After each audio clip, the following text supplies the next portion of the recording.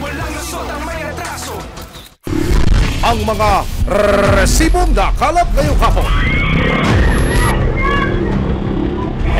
Takaw aksidente. Yan ang hinaing ng mga residente tungkol sa isang kalsada sa barangay San Nicolas, Hagonoy, Bulacan. Paano ba naman panay-semplang ang mga motorista sa tuwing daraan sa kanilang paahon at palusong na kalsada? Makailang beses na raw itong inayos pero perwisyo pa rin hanggang ngayon. Bukod dito, mas nagpahirap pa raw ang hindi na kumuhupang baha sa kanilang lugar. Sa pagsisiyasat ng resibo, daan-daang milyong pasabog na naman ang natuklasan. Bahagi kaya ito ng napakainit ngayon na isyu ng korupsyon sa bansa.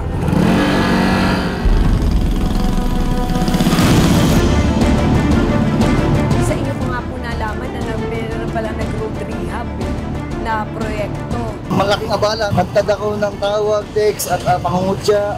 Wala daw akong ginagawa na hindi naman ako nagpapabaya. Ito yung semplang road. Ito yung ugat ng disgrasya rito.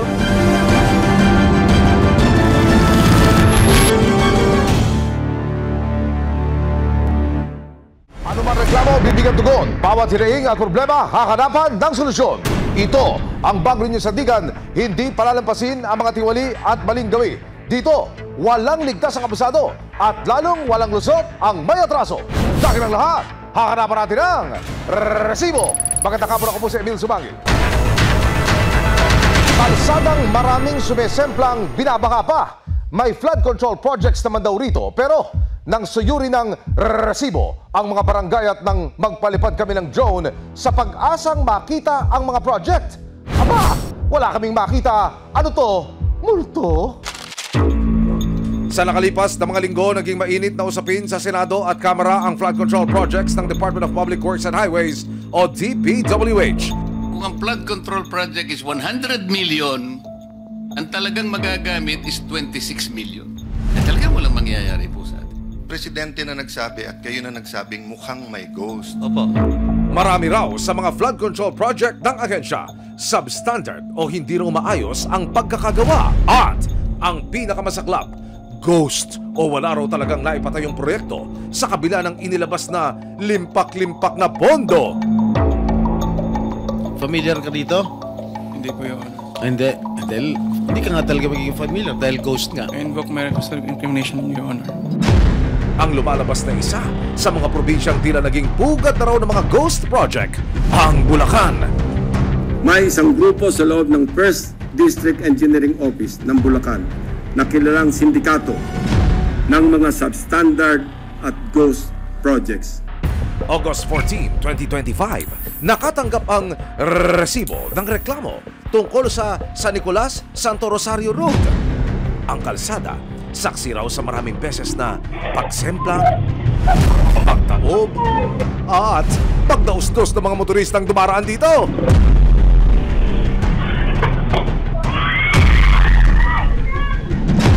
Sa mga closed-circuit television o CCTV footage na nakalap ng resibo, nakuna ng mga motoristang sumemplang sa magkakaibang araw at oras. Sa isang video, tumawag ang isang tricycle kasama ng 3 sakay nito. Sa isa pang video, makikita naman ang isa pang tricycle na sumampa na sa pahong bahagi ng kalsada, pero ilang saglit pa, nag-backflip din ang tricycle. Aray ko po! Dito po sa Ang isa pang kolong-kolong na may kargang mga tangke ng LPG, imbes na makapag-deliver, disgrasya pa ang inabot. Ang mga LPG nagsilaglagan na rin sa pinakang parte ng kalsada. Kalsada sa Hagonoy na binasagan ng Semplang Road. Inireklamo sa resibo. Nahanap ng resibo ang nagmamaneho ng isa sa mga tumaob na kolong-kolong.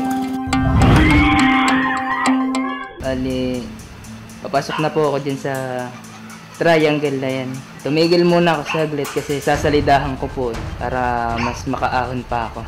Ayan, na may salida na ako, then nung paahon na ako, ayan po, bigla akong umistop sa kalagitnaan. Ayun, tumawag na po ako.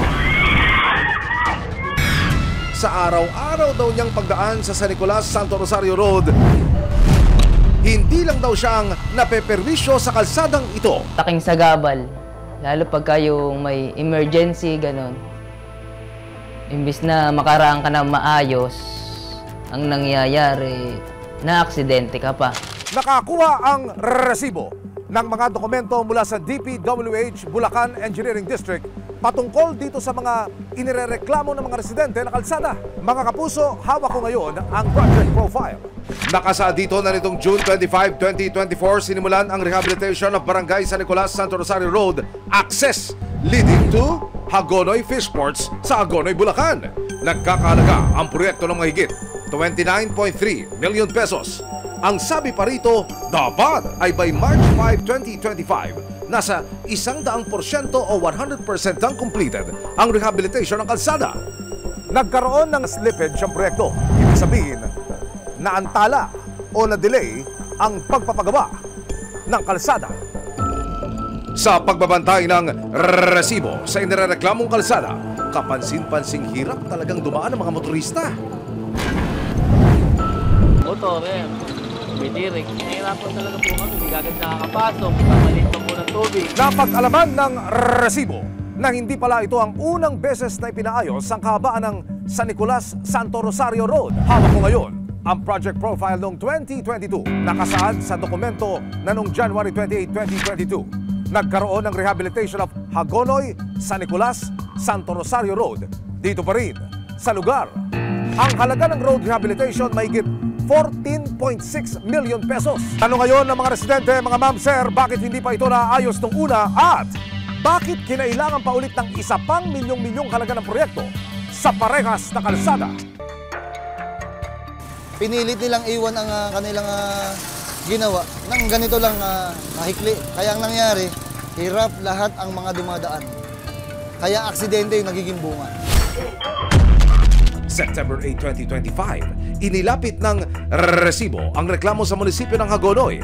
Ayon kay Mayor Rosario Mendoza, hindi raw dumaan sa lokal na pamahalaan ng Hagonoy ang DPWH para sa proyektong ito. Sa inyo ko nga po nalaman na meron palang nag-road rehab eh. Nagtataka po kami noon sa Sanggunian sapagkat kami dapat na mga nasa ibaba. Kami na nakakaalam ng kalalagayan ng aming bayan ang humihiling ng anong proyekto ang dapat mong ibinababa rito. Hindi yung kami na lang ang basta binababa ng proyekto. Nang malaman ang daing ng mga residente sa San Nicolas, September 9, 2025, nagpadala ng ilang construction workers ang lokal na pamunuan sa lugar para ayusin ang matarik na kalsada. Ipinakita ng resibo sa isang geotechnical and structural engineer ang estado ng San Nicolas, Santo Rosario Road. Ayon sa kanya, dapat ay pantay ang pagkakagawa ng kalsada para maiwasan ang aksidente. Para sa isang road rehabilitation program, dapat lahat ng roads ay magkakaugnay. Pare-parehas ng elevation, pare-parehas ng haba, pare-parehas din ng disenyo. Pero magiging mahirap daw ang pagsasaayos dito dahil lagi itong lubog sa baka. Napakahalaga ding maayos ng flood control structure dahil lahat ng mga infrastructure project ay magkakasanga. Kung hindi mo maayos yung flood control structure, mahihirapan ka din na magkaroon ng maayos o rehabilitated na daan. September 11, 2025, sinubukan ng resibo na kunin ang pahayag ng Bulacan 1st District Engineering Office ng DPWH. Sa official statement na kanilang ipinadala sa aming programa, aminado sila sa peligrong dala ng kalsada at pinag-aaralan na raw nila ang posibleng mga solusyon dito. Nagbaka sakali rin kaming kunin ang pahayag ng contractor na tumapos sa rehabilitation ng San Nicolas, Santo Rosario Road nitong taon, pero ayon sa barangay na nakasasakop sa kanilang rehistradong address, lumipat na raw ito. Pa-check lang sir kung ito po ba yung tindahan. Opo, yan po yung tindahan pero yung address po, 518 po dito. So wala po kayong idea or alam kung bakit nakapin yung address dito sa tindahan? Wala po. Pagdating ng hapon, ang pag-ahon at paglusong ng mga motorista naging next level na ang difficulty. Ang araw-araw na pag-ahon at paglusong ng mga motorista sa bahaging ito ng San Nicolas Santo Rosario Road. Nadagdagan pa tuwing hapon, high tide na kasi sa mga oras na ito. Pero halos 2 kilometro lamang ang layo mula po rito. Nakita ng resibo sa DPWH website na may inilaan palang mahigit 77.1 million pesos ang DPWH para sa isang flood mitigation structure sa parehong barangay noong taong 2023. Mga kapuso, gamit po ang tinatawag na coordinates na nakasaad sa papel na ito. Puntahan at kamustahin natin ang lagay nito. Ayon sa dokumentong nakuha ng resibo mula sa ahensya, taong February 2023, sinimulan ng proyektong construction of flood mitigation structures along Barangay San Nicolas, Hagonoy, Bulacan. Nakasaad sa dokumento na 100% completed na ng contractor na Wow Builders Incorporated ang proyekto. Nang baybayin namin ang kabaan ng ilog na itinuro ng coordinates na nasa papeles, walang flood mitigating structure na makita. Wow naman talaga. Nang ipagtanong ng resibo sa mga residente kung alam nila ang lokasyon ng proyekto, wala raw itinayong ganoong proyekto sa kanilang lugar.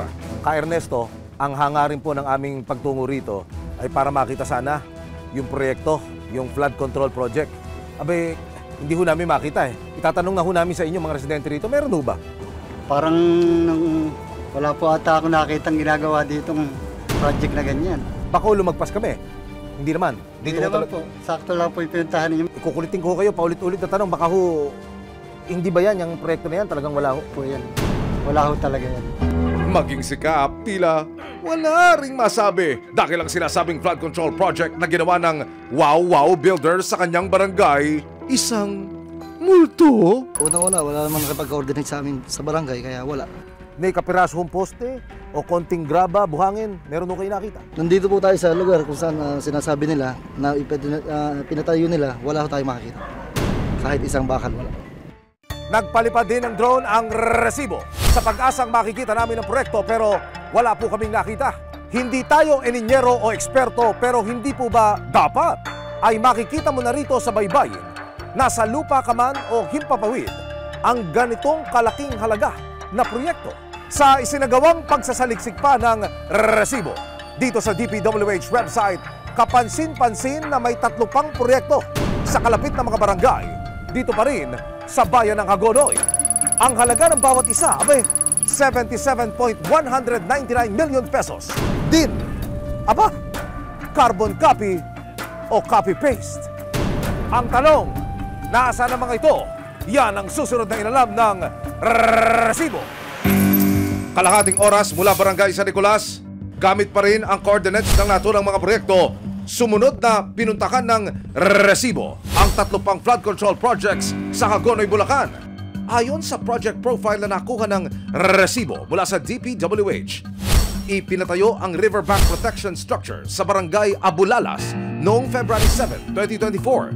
Idineklarang 100% completed ang proyekto ng contractor na Darcy and Anna Builders and Trading. Ang halaga nito, 77.199 million pesos din. Kasama ang ilang barangay officials, hinanap ng resibo ang proyekto. Pero pagdating sa coordinates na sinasabing kinatitirikan daw nito, wala ring nakitang river wall sa lugar maging ang mga residente. Clueless din sa hinahanap naming proyekto. Nakakula talaga kasi takal na yan eh. Nadyari na nga sa kabila eh. Hindi pa dito inaano eh. Kasi sabi nila pagka daw natuloy yung panyan, hindi na kami babahain dito. Eh hindi natutuloy pala kurakot kaya ganon. Sawa na kami, suyan-suyan. Mula Barangay Abulalas, pinuntahan naman ng resibo ang Barangay Carillo. Ayon sa records ng DPWH, may ipinatayong riverbank protection structure dito noong February 2024. Ang halaga, hulaan nyo, 77.199 million pesos na naman. At ang contractor ng proyekto, Guess who? Darcy and Anna Builders and trading pa rin. Nang tumbukin ng resibo ang coordinates ng proyekto gamit ang GPS, hulaan niyo ulit! Walang bakas ng anumang river protection structure sa coordinates na kinatitirikan dapat ng proyekto. Wala ma'am, dahil pag meron ma'am tatayo sa dito, nagpapaalam sa akin, nung panahon na yun, wala. Dapat pala may flood control na tayo. Nawalan bigla. Mula sa Barangay Carillo, sa gabay pa rin ng mga coordinates, sumunod na pinuntahan ng resibo ang Barangay Iba. Ayon sa mga dokumento mula sa DPWH, mayroon ding riverbank protection structure dito na ipinatayo noong February 2024. Natapos daw ito ng contractor na Wow Wow Builders Incorporated. Ang halaga, you guess it right, 77.199 million pesos. Ulit-ulit tayo, mga ma'am sir! Pero habang nasa biyahe ang resibo, imbes na sa Barangay Iba kami dalhin ang coordinates, napadpad ulit kami sa Barangay Carillo. Naabutan namin ng isang ongoing na proyekto sa mismong coordinates na aming pinagbasehan. Ang nakapagtataka pa sa project billboard, hindi wow ang contractor dito, kundi Third Star Builders Contractors. Nang hanapin ang resibo, ang records ng naabutang proyekto, nakuha namin ang project profile mula sa DPWH. Ayon dito, July nitong taon lang sinimulan ang proyektong flood mitigation structure, including pumping station at flood gate. Nakatakdang matapos ang proyekto ngayong February 2026 para makumpirma ang sinasabing natapos ng riverbank protection structure sa Barangay Iba. Pinuntahan din namin ang lokasyon pero ayon sa mga opisyal, walang 77 million project na itinayo sa kanilang lugar. Wala pong flood control na nababanggit. Hindi nga po namin kilala yung Wawaw. Ngayon lang nga po namin narinig yan nung pumutok yung flood control na project, na meron palang project dito na napakalaking halaga pala. Ang huling 77 million pesos project na hinanap ng resibo sa Agonoy, Bulacan, nasa Barangay Ibayo. Gamit pa rin ang coordinates ng proyekto bilang gabay, pinuntahan ng resibo ang riverbank protection structure. Ipinatayo raw ito noong February 2024. 100% o natapos din daw ng Wow Builders Incorporated ang proyekto noong October 2024. Ito na po yung sakling location ng tinuturo ng Google. Yan na po ba yun? Pagdating sa lugar, may nakatirik ng proyekto sa mismong coordinates ng hinahanap naming riverbank protection structure. Pero ayon sa barangay, nasa halos 5 taon nang nakatayo ang proyektong ito. For the record, luma ito. 5 years, no? Maaari po, mga 5 years to 4 years sa hindi po natin makuha yung sakto. Kasi kagawad pa lang kami noon eh. Hindi namin, so wala ang focus kasi namin, hindi sa project. Sa official statement ay pinadala ng Bulacan 1st District Engineering Office ng DPWH, hindi pa raw sila maaaring magkomento sa mga proyektong pinuntahan ng resibo. May mga ongoing daw kasing investigasyon sa kanilang ahensya at hihintayin nila ang kalalabasan ng mga ito bago makapagbigay ng pahayag. September 11, pinuntahan ng resibo ang mga rehistradong address ng Wow Builders Incorporated. Ayon sa nakausap ng resibo, sa rehistradong address nito sa Quezon City, kinumpirma niyang konektado ang address sa Wow Builders na kumpanya pero hindi nito tinanggap ang aming sulat at hindi na nakipag-usap pa. Sa Occidental Mindoro naman, kasama ang barangay, pinuntahan ng resibo ang mismong address ng Wow Builders na nasa General Information Sheet ng kumpanya.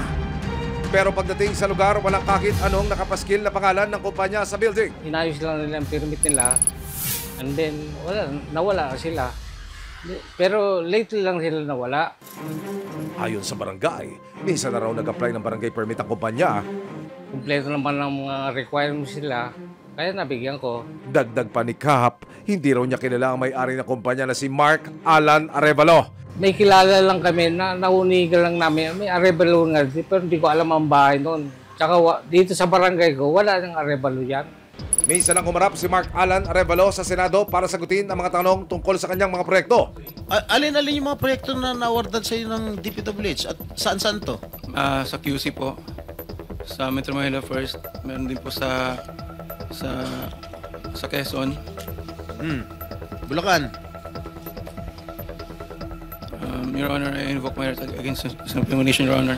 May incriminate siya kasi nga hindi niya may tuturo ko siya dahil ghost project siguro. Ba't di mo mabanggit ang Bulacan? Sa pagdinig, sinabi ng dating DPWH Secretary na si Manny Bunoan na nakakuha ang Wow Wow Builders Incorporated ng 85 flood control projects sa probinsya ng Bulacan. Wow Wow Builders had 85 projects amounting to 5,971,811,000. In Bulacan alone. Sinubukan ng resibo na magpadala ng sulat sa Darcy and Ana Builders and Trading para ipagtanong ang kanilang mga proyekto sa Barangay Carillo at Abulalas, Hagonoy, Bulacan.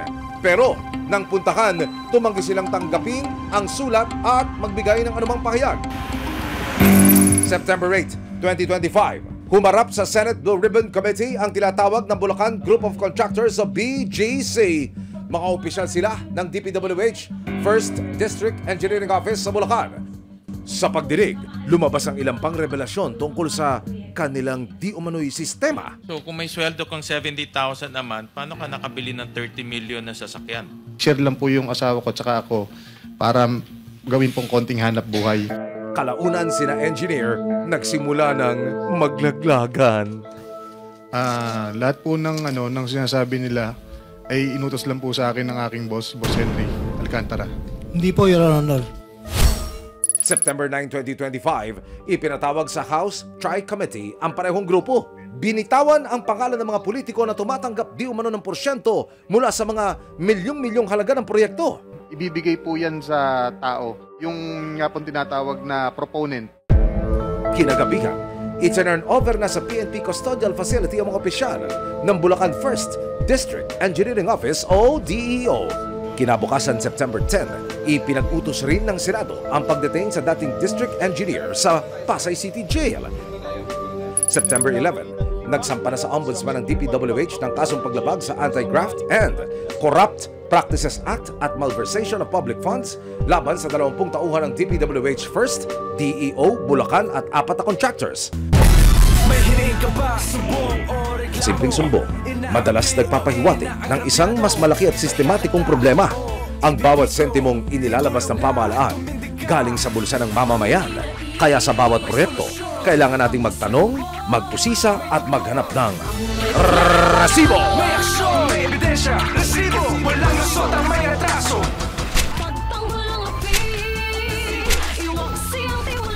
Sama-sama nating ituwid ang tiwali at baluktot. Itakwil ang maling gawi at modus na bulok.